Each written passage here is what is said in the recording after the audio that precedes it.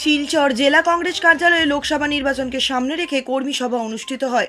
বৃহস্পতিবার শিলচর জেলা কংগ্রেস কার্যালয়ে লোকসভা নির্বাচনকে সামনে রেখে কর্মী সভাটি আয়োজন করা হয়।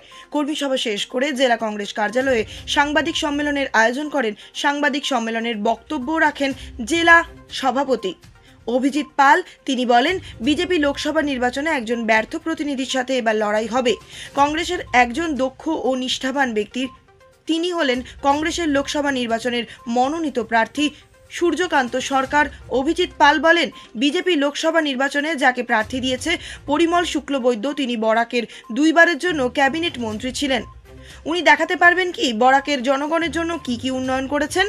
জনগণ এবার লোকসভা নির্বাচনে ভোটের মাধ্যমে বিজেপি সরকারকে যোগ্য জবাব দেবে এবং কংগ্রেসের লোকসভা নির্বাচনের মনোনীত প্রার্থী একজন ভালো মানুষ ও নিষ্ঠাবান সূর্যকান্ত সরকারকে জনসাধারণ বিপুল ভোটে জয়ী করবেন বলে আশা ব্যক্ত করেন অভিজিৎ পাল। তিনি আরও বলেন, বিজেপি লোকসভা নির্বাচনে মনোনীত প্রার্থী পরিমল শুক্লবৈদ্য, ওনার গাড়ির চালক নিখোঁজ হওয়ার রহস্য কেন এখনো পর্যন্ত বের হয়নি, সেটার কারণ কি, এবং ফরেস্ট বিভাগ ও মিন বিভাগের এত বড় মন্ত্রী থাকা সত্ত্বেও বরাক উপত্যকা জনগণের স্বার্থে কোনো উন্নয়ন করতে পারেননি, অথচ ওনার এক গৃহরক্ষী হাজার হাজার বিঘা জমি কেলেঙ্কারিতে জড়িত থাকা সত্ত্বেও আজও পর্যন্ত কোনো ধরনের আইনি পদক্ষেপ নেওয়া হয়নি, সেটার কারণ জানতে চান তিনি। এই দিন কংগ্রেসের মনোনীত প্রার্থী সূর্যকান্ত সরকার বলেন, তিনি নিজে একজন তৃণমূল স্তরের কর্মী হয়ে অনেক দিন যাবৎ কংগ্রেস করে আসছেন, তাই দল ওনাকে লোকসভা নির্বাচনে প্রার্থী হিসেবে মনোনীত করেছেন। এই কারণে কংগ্রেস দলের প্রত্যেক কর্মীদেরকে ধন্যবাদ জ্ঞাপন করেন। আগামী দিনে সবাইকে সঙ্গে নিয়ে চলা ও জনগণের সমস্যার সমাধানের লক্ষ্যে ওনাকে ভোট দিয়ে লোকসভায় পাঠানোর জন্য আবেদনও রাখেন। ব্যুরো রিপোর্ট, নিউজ অবিকল।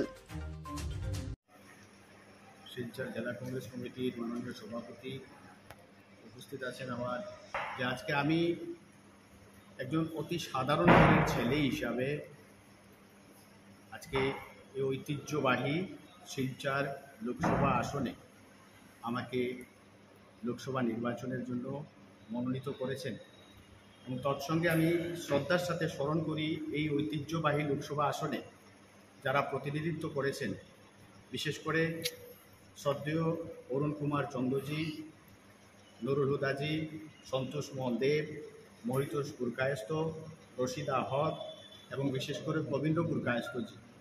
এই গুরুত্বপূর্ণ সিটে আমাকে একজন সাধারণ ঘরের ছেলে হিসাবে এবং আমি বিশেষ করে একজন শ্রমজীবী মানুষের ঘরের সন্তান ওই হিসাবে আমি আপনাদের মাধ্যমে শিলচর লোকসভা আসনে প্রত্যেকজন সম্মানিত ভোটার নাগরিকদের প্রতি আমি আবেদন জানাচ্ছি যে আপনাদের সেবায় আগামী দিনে আপনাদের আশীর্বাদে যাতে আপনাদের সেবায় কাজ করতে পারি, এই আবেদনটুকু আপনাদের মধ্যে রাখি।